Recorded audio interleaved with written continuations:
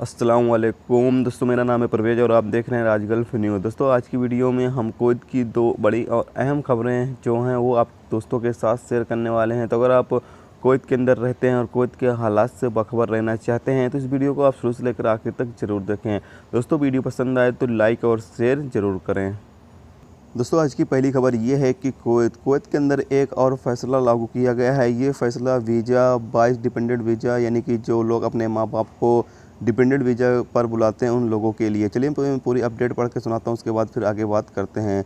Residential मामलों के general department ने एक फैसला जारी किया है जिसके मुताबिक बच्चे अब अपने माँ बाप को मुल्क में रेसिडेंशियल करने के लिए स्पॉन्सर नहीं कर सकते हैं, लेकिन वो उन्हें सफ़र करने के लिए स्पॉन्सर कर सकते हैं। अल कसाब डेली रिपोर्ट के मुताबिक जराए ने कहा है कि अगर वाइफ और बच्चे आर्टिकल 22 डिपेंडेंट वीज़ा के तहत फैमिली के मेन शौहर वाइफ के स्पॉन्सर के तहत आते हैं तो उन्हें मुल्क छोड़ना पड़ता है। अगर शौहर अपनी नौकरी से इस्तीफ़ा दे देता है और मुल्क छोड़ देता है तो जराए ने बताया है कि अगर शौहर वाइफ कुछ मामलों में जहां वज़ारत इस तरह के स्पॉन्सर की इजाज़त देता है कि स्पॉन्सर के तहत शौहर और बच्चों पर भी यही बात लागू होती है। जराए ने कहा है कि नए फैसले को तत्काल लागू किया गया है। वज़ारत के दरशुमार के मुताबिक एक हफ़्ता पहले ही कई बच्चों ने अपने माँ बाप को आर्टिकल 22 के तहत स्पॉन्सर किया था, लेकिन नए फैसले के मुताबिक अब वो इस सहूलियत का फ़ायदा नहीं उठा सकते हैं।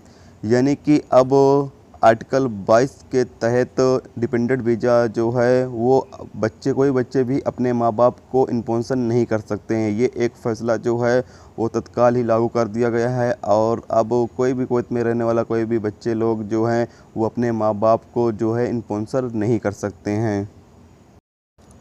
दोस्तों, अगली खबर यह है कि कुवैत नामालूम जगह पर दो कार की टक्कर में शामिल एक नामालूम एशियाई शख्स को पुलिस ने गिरफ्तार कर लिया है और शराब के नशे में गाड़ी चलाने और शराब का कारोबार करने का इल्ज़ाम लगाया गया है। सिक्योरिटी जराये के मुताबिक जब एक नामालूम शख्स ने वज़ारत दाखिला के ऑपरेशन रूम को फ़ोन किया और दो कारों के बीच हादसे की इन्फॉर्मेशन दी तो पुलिस मौके पर पहुंची और शराब के नशे में एक कार के एशियाई ड्राइवर को पाया। पुलिस ने तब मुलजिम की कार की तलाशी ली और उसमें मौजूद 630 बोतलें मिली, जिसे जब्त कर लिया गया और मुलजिम को ड्रग्स कंट्रोल रूम के हवाले कर दिया गया है कानूनी कार्रवाई करने के लिए।